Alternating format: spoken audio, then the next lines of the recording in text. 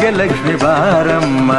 ಕಾಲಲ್ಲಿ ಕಿರುಗೆಜ್ಜೆ ಘಲು ಘಲು ಎಂದಾಗ, ಕಾಲಲ್ಲಿ ಕಿರುಗೆಜ್ಜೆ ಘಲು ಘಲು ಎಂದಾಗ, ಮನೆಯಲ್ಲಿ 100 ವೀಣೆ ನಾದವೊಮ್ಮೆ ಚಿಮ್ಮಲಿ.